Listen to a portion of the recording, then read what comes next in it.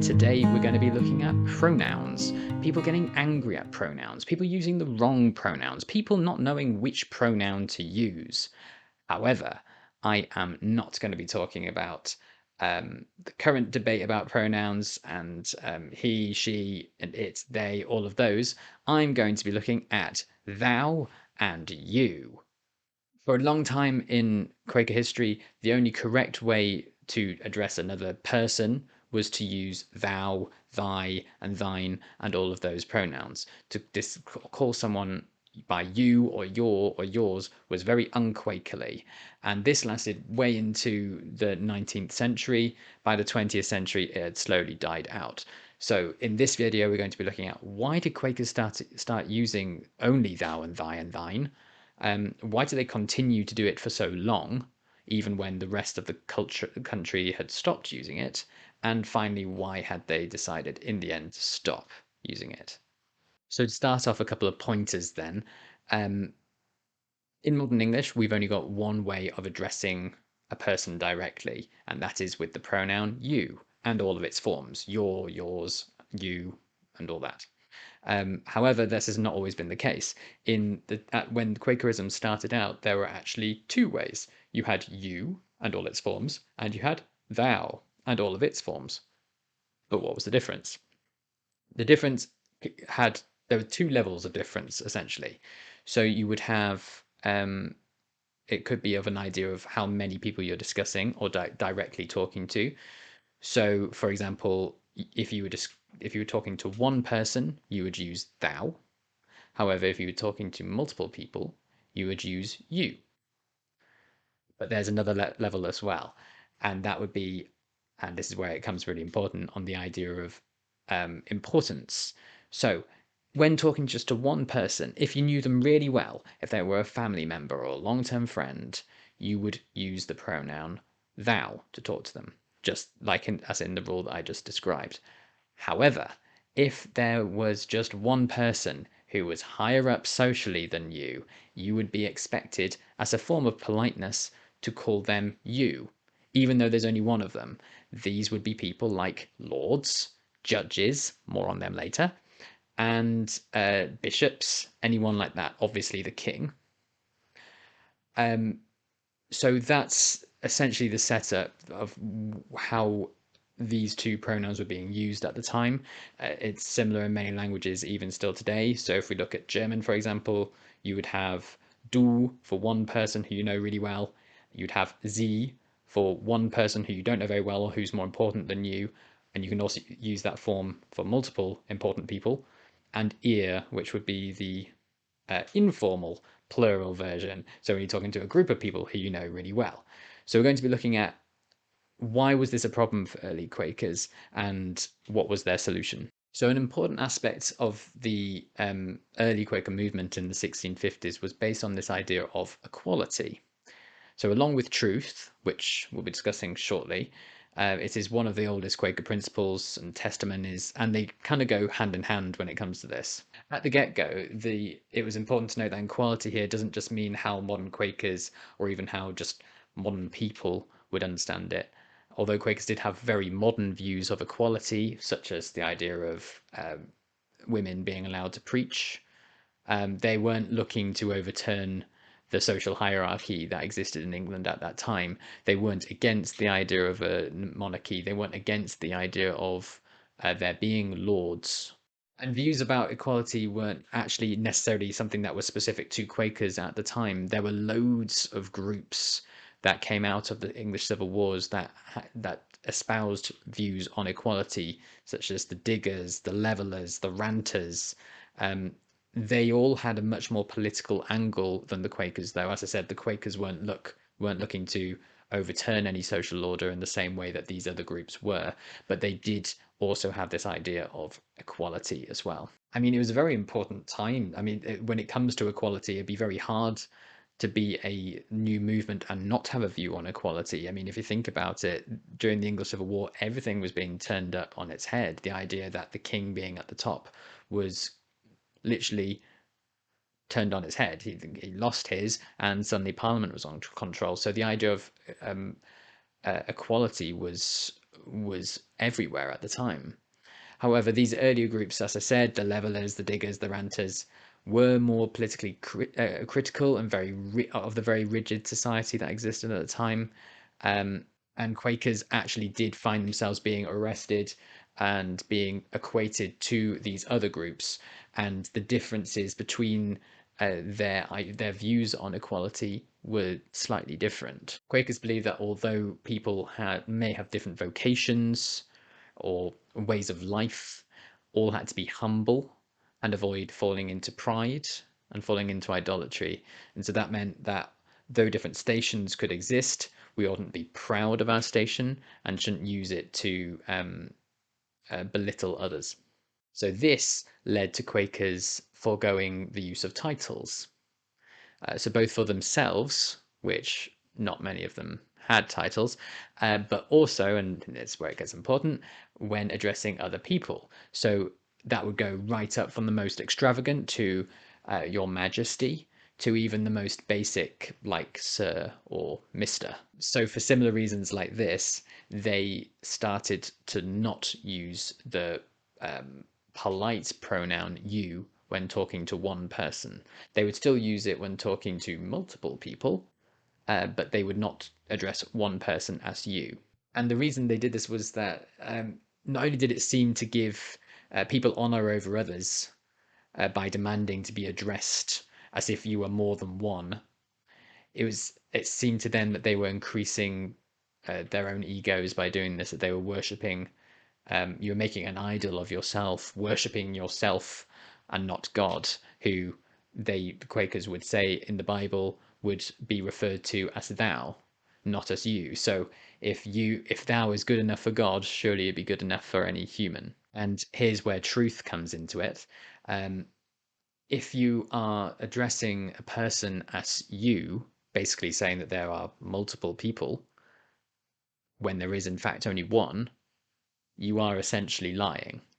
And so Quakers would refuse to lie. They told the truth. And so therefore they had to use thou. So hopefully you're starting to see how, although they didn't have quite the same anarchical view as other groups, this concept in a very rigid hierarchical society was very problematic to the society at the time and got the Quakers into a lot of trouble. Uh, so Quakers did spend their time getting arrested an awful lot. But then what happened? You go to court, and what would you do? How would you address a judge? You certainly wouldn't address him as my lord. You certainly wouldn't even address him as you. And so how they would then end up going to jail an awful lot simply for essentially dishonoring the judge before they even got to whatever it was that they were meant to be in court for. It was also problematic for Quakers because of another idea where truth comes into it, and that is the idea of taking oaths. So above all else, Quakers believed in seeking the truth. One of their original names was the publishers of the truth or the seekers of the truth, and they saw oaths as being detrimental to telling the truth for three reasons. So spiritually, they were against them as you had to swear by God to do so, which was blasphemy. Doctrinally, they were against it because they did not believe in set phrases to pronounce truth. Truth could only be experienced personally. You couldn't just say a phrase and therefore experience truth. You had to feel it and be honest and truthful in everything that you said, and not just say a phrase and therefore anything that came after it would instantly be true. And finally, they were against it for ethical reasons because it suggested a double standard. If you swore to tell the truth on this occasion, then it therefore assumes that at other points you don't tell the truth. Um, so it's sort of like I'm telling you the truth now because you forced me and I've said these words, but every other time when I speak and I haven't been put on that pedestal, I've lied. And so it's a degree of truth which Quakers didn't feel comfortable with. They thought there was the truth and that was it. So you're in this position in the courtroom. You are a Quaker. You've been taken into court for who knows what reason. You refuse to take an oath. You don't address the judge as my lord, and you don't even use you when talking to him. You use thou, essentially calling him either a peasant or your best mate. Um, so yeah, Quakers were in jail an awful lot over using thou. You wonder then, when this is what we're moving on to now, is why on earth would you continue to do that? You know, if you spent your life in being arrested for just saying a word, surely you would maybe not want to do that. But that's not the Quaker way. The Quakers continued to do that, and eventually, slowly but surely, laws were put into place where Quakers, for example, didn't have to say oaths in order to participate in juries, or to become members of parliament. I mean, this took many hundreds of years, but so now as a Quaker, I could become a member of parliament, and I wouldn't have to swear an oath to uphold peace and all that sort of stuff. I could affirm that I will, which um, doesn't have that same discrepancy in terms of truth. So these two elements as well, in a persistent, so a persistent use of thou and a desire to always tell the truth over time in the 17th, in the 18th century in Quakerism led to Quaker plain speech, it's called. And this became a prominent feature of Quakerism going into the 18th century. Plain speech as a whole was the idea of not using embellished language, not saying things that they weren't, not using metaphor, not using floral language to describe things. Say things what they are and mean what you say. It also had slightly stranger ideas, such as not using the normal words for the days of the week or the months of the year. For Quakers, they thought that this was blasphemy because it was worship of false idols. Obviously, the days of the week are related to the moon, the sun, and the Old English gods, and the months of the year are obviously related to Roman emperors who are pagan and Roman pagan gods. So they got rid of them, and they created a system sort of like the French revolutionaries, but a lot simpler. Um, Days of the week were called first day, second day, third day, fourth day, and so on. And months of the year were called first month, second month, third month. And so as Quakerism became a more established community and movement in going into the 18th century, this plain speech became a very prominent part of its society, and it also started because of the inability for them to participate in most of the society. So remember, at this time they weren't able to, because they weren't Church of England, they couldn't go to university, they couldn't become judges, they couldn't become members of parliament. So, in lots of ways, they were ostracized from society. And because of that, they became very inward, and this allowed these differences in plain speech, in dress, to come around. And this, I reckon, is what allowed the use of thou and thee to last longer within Quaker circles than it did at large in English society. And Quakers for a long time actively encouraged this.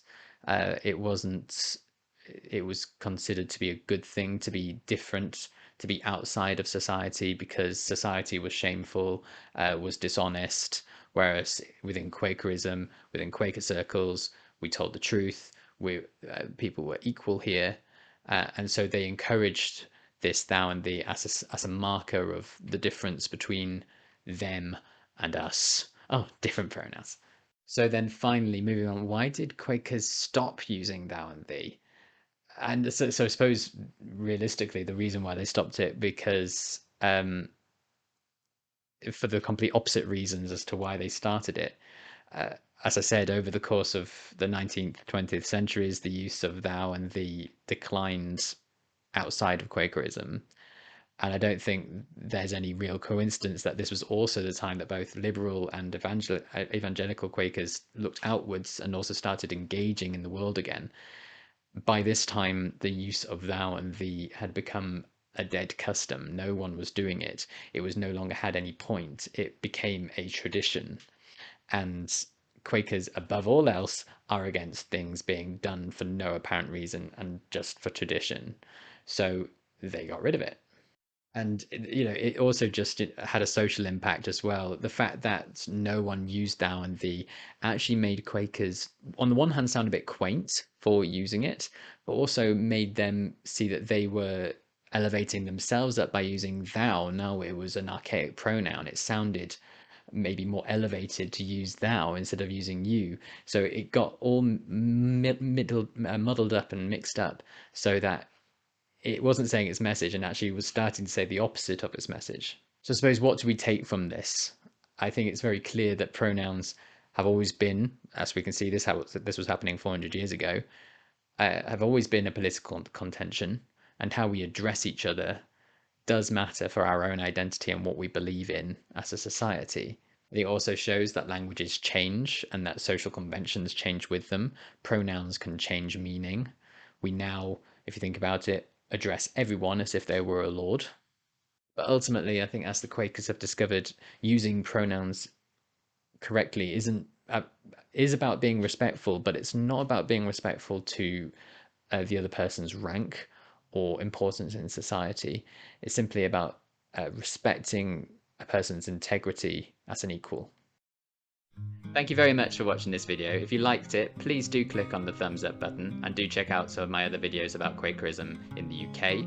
If you want to keep up to date with the latest videos, please do remember to subscribe as well. It really helps. Thank you.